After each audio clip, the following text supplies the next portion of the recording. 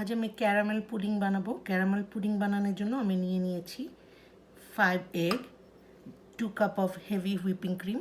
Heavy whipping cream যদি আপনার না থাকে তাহলে আপনি রেগুলার 2 কাপ মিল্ক ইউজ করতে পারবেন। লাগবে আমার 1 cup sugar, 1 teaspoon vanilla extract. আমি এখন একটি ব্লেন্ডার নিয়ে নিয়েছি। ব্লেন্ডারে আমি একটু একটু করে এগ ভেঙে দিয়ে দিচ্ছি।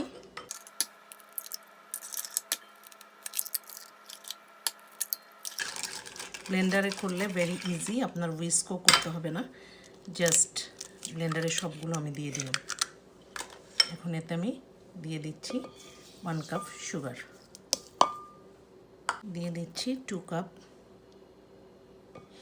হেভি হুইপিং ক্রিম,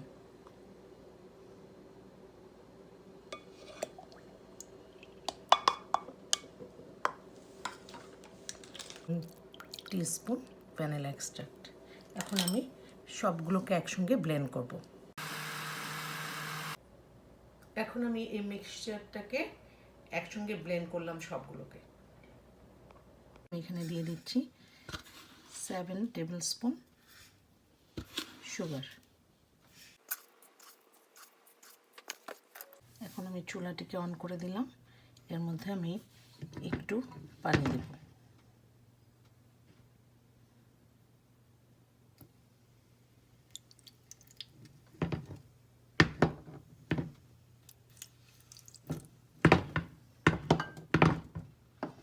এটাকে আমি একটু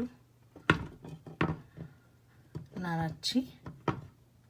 যখন নাকি চিনি পানিটা ব্রাউন হওয়া শুরু করবে তখনই আমি চুলা অফ করে দেব।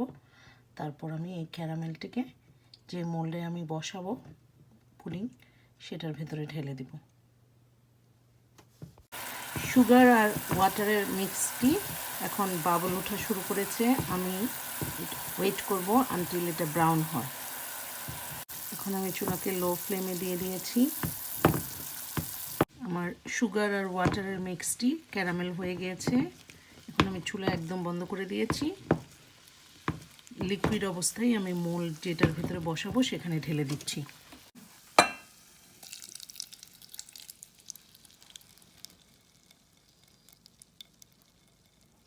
সো ক্যারামেল পুডিংয়ের মোল্ডের ভেতরে ক্যারামেলটি আমার হয়ে গেল। এখন এটাকে রেস্ট করছি 5 মিনিটস এটা বসার জন্য। আমার ক্যারামেলটি শক্ত হয়ে গেছে, সো আমি এখন ব্লেন্ডেড মিক্সচারটি এর ভেতরে ঢেলে দিচ্ছি।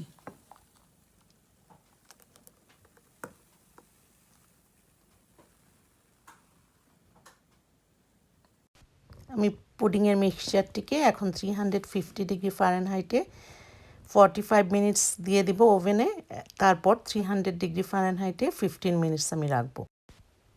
পুডিংয়ের মিক্সচারটিকে আমি একটি ওয়াটার বাথে দিয়ে দিচ্ছি। সেজন্য আমি একটি হাঁড়ির ভেতরে পানি দিয়ে দিয়েছি অল্প পরিমাণ।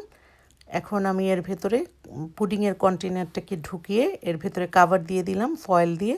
আপনি যদি ঢাকনা সহ কন্টেনার ইউজ করেন তাহলে আর ফয়েল দিতে হবে না। ফয়েল দিলে পুডিংয়ের পুডিংটি খুবই সফট থাকবে এবং ভেতরে পানি ঢোকারও সম্ভাবনা থাকবে না।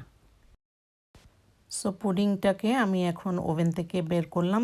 টোটাল 350 ডিগ্রি ফারেনহাইটে 45 মিনিটস এবং 300 ডিগ্রিতে 15 মিনিটস রাখার পর আমি এটাকে বের করে এখন ঢাকনা খুলে আপনাদেরকে দেখাচ্ছি। এটা এভাবে দেখা যাচ্ছে। এখন আমি এটাকে বের করব না।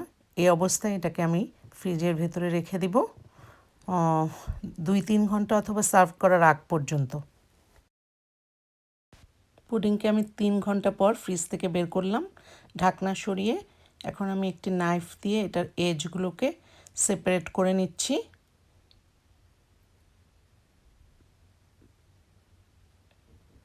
এরপর আমি একে একটি প্লেটে ঢেলে নিব।